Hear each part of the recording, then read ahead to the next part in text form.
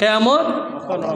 নবীজি বললেন ওয়া যা আদাত্তালাহা, ও আমার প্রিয় সাহাবী, কিয়ামত সম্পর্কে জানতে চাচ্ছ, কিয়ামতের জন্য তুমি কি প্রস্তুতি নিয়েছো? কিয়ামতের জন্য কি প্রস্তুতি নিয়েছো, কি আছে তোমার? কিয়ামতের কথা জিজ্ঞাসা করতেছো। এবার সাহাবী বলেন লা শাইআম ইল্লা আন্নী উহিব্বুল্লাহ ওয়া রাসূলাহ, নবী আমার কাছে তেমন কিছু নাই, কিয়ামতের তেমন প্রস্তুতি নাই, তবে নিশ্চয়ই নিশ্চয়ই আমি আল্লাহ এবং তার রাসূলকে ভালোবাসি। আল্লাহ এবং তার রাসূলকে ভালোবাসি। নবী আমার কাছে এর বাইরে আর কোনো আমল তেমন অনেক বেশি আমল নেই। এবার নবী বললেন আনতা মা'a মান আহবাবতা, ও আমার সাহাবী, মন খারাপের কোনো কারণ নাই, তুমি যাকে ভালোবাসো তোমার হাসর তার সাথেই হবে। তাহলে আপনি কাকে ভালোবাসবেন আপনাকে সিদ্ধান্ত নিতে হবে। আপনি যদি বলেন আপনি আর্জেন্টাইন প্লেয়ারকে ভালোবাসবেন, তাহলে এটা আপনার সিদ্ধান্ত।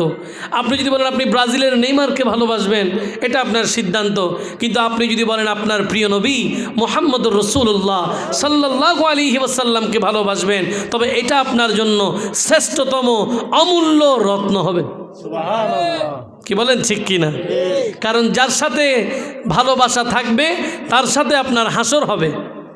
আল্লাহ আমাদেরকে সঙ্গে থাকার তৌফিক দিক। সবাই বলি রাসূল আকরাম সাল্লাল্লাহু আলাইহি ওয়াসাল্লাম যখন বললেন যে যাকে ভালোবাসবে তার হাসর তার সাথে হবে, হযরত আনাস ইবনে মালিক তখন বললেন ফামা ফারিহনা বিশাইইন ফারাহনা বিকাউলিন নবী সাল্লাল্লাহু আলাইহি ওয়াসাল্লামা আনতা মা'a মান আহবাবতা।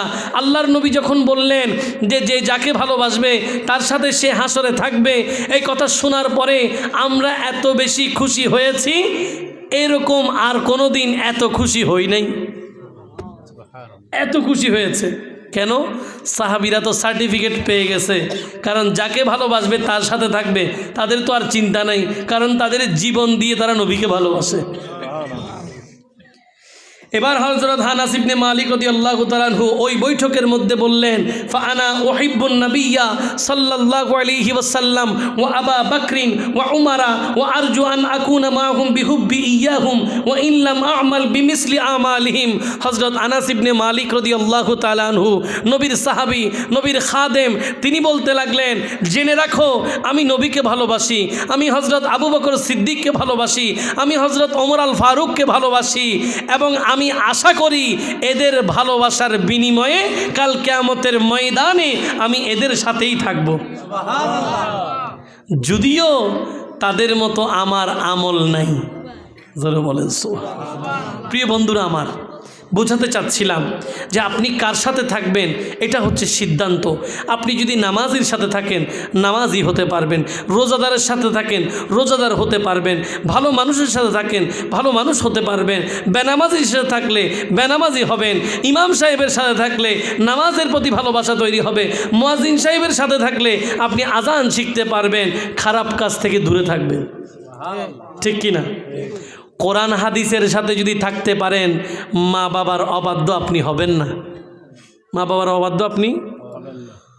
আমার আগেও একজন বক্তা এই বক্তব্যটা তুলছিল যে হযরত আলকামা রাদিয়াল্লাহু তাআলা, কি নাম? আলকামা রাদিয়াল্লাহু তাআলা আনহু। উনি যুবক সাহাবী, যার দানের কোনো শেষ নাই, নামাজ রোজার কোনো শেষ, কোনো দিক দিয়ে ওনার কোনো কমতি নাই। যখন জীবনের অন্তিম সময়ে তিনি পৌঁছালেন, কঠিন এক অবস্থা, স্ত্রীর মাধ্যমে নবীর দরবারে খবর পাঠালেও যে নবীর সাহাবী হযরত আলকামা মৃত্যুর বিছানায় কষ্ট পাচ্ছে। রাসূল আকরাম সাল্লাল্লাহু আলাইহি ওয়াসাল্লামের সামনে তখন হযরত আলী রাদিয়াল্লাহু তাআলা আনহু, হযরত বিলাল রাদিয়াল্লাহু তাআলা আনহু, হযরত সালমান ফারসি রাদিয়াল্লাহু তাআলা আনহু, হযরত আম্মার রাদিয়াল্লাহু তাআলা আনহু নবীর সাথে ছিলেন। রাহমাতুল লিল আলামিন তাদেরকে পাঠালেন, যাও আমার সাহাবী আলকামার অবস্থা একটু দেখে আসো। গেলেন, দেখলেন যে হ্যাঁ উনি মৃত্যুর বিছানায় কষ্ট পাচ্ছে, সাকারাতের বিছানায় কষ্ট পাচ্ছে, উনার মুখ দিয়ে কালেমা আসতেছে না। কি আসতেছে না? কে উনি? নবীর সাহাবী। কে? যেমন তেমন ব্যক্তি এটা আমাদের জন্য শিক্ষা, এটা আমাদের জন্য কি। আবার এগুলো শুনে সাহাবীদের সম্পর্কে কোনো খারাপ ধারণা অন্তর রাখতে পারবেন না। কেন? নবী বলে দিয়েছেন, আসহাবি কান নুজুম ফাবিআইহিম ইক্তাদাইতুম ইহতাদাইতুম, আমার সাহাবীরা আকাশের নক্ষত্র তুল্য, একজনকে অনুসরণ করলো হেদায়েত পাবে। কিন্তু এই ঘটনাগুলো কেন? এগুলো থেকে আমাদেরকে শিক্ষা দেওয়ার জন্য। মনোযোগ আছে? রসুল আকরাম সাল্লাল্লাহু আলাইহি ওয়াসাল্লামের কাছে যখন খবর পাঠালেন, ওনার মুখ দিয়ে কালেমা আসতেছে না, নবী বললেন, কে আছে তার ঘরে? মা বাবা আছে? বলে বাবা নাই, বৃদ্ধা একজন মা আছে। বলে মায়ের কাছে খবর পাঠাও, আল্লাহর নবী ওনাকে একটু তলব করেছেন, তিনি যদি আসতে না পারেন তাহলে নবী ওনার কাছে যাবেন। রসুল আকরামের আদব দেখেন। খবর পাঠালেন, বৃদ্ধা মা বললেন, না না, নবী আমার কাছে আসতে হবে না, আমিই যাব নবীর কাছে। আসলেন, নবীজি বললেন, আম্মা জান, আপনার সন্তান মৃত্যুর বিছানায় কষ্ট পাচ্ছে, একটু জানতে চাই আপনার সন্তান কেমন? মা বলে, আমার সন্তান বড় ভালো, আমার সন্তানের ইবাদতের কোনো কমতি নাই, আমার সন্তান নামাজ কালামে কোনো কম নাই, আমার সন্তান রোজার মধ্যে কোনো কম নাই, দান সৎকার মধ্যে যার কোনো কথাই নাই, সব দিকে সেরা। নবী বলেন, আপনার সাথে সম্পর্ক কেমন? তখন মা বলে, হ্যাঁ আমার সাথে একটু সম্পর্ক, আমি তার প্রতি একটু মন খারাপ। কেন? বলে যখনই তার স্ত্রী কোনো কথা বলতো, কোনো একটা কথা বলতাম, সে সব সময় আমার কথার উপরে তার স্ত্রীর কথাকে প্রাধান্য দিত। আমার কথার উপরে স্ত্রীকে প্রাধান্য দিত সব সময়, এবং এটার কারণে আমার মনে আঘাত আসতো, আমি মনে কষ্ট পেতাম। আল্লাহর নবী বুঝে গেছেন কোথায় সমস্যা। তখন নবী বললেন,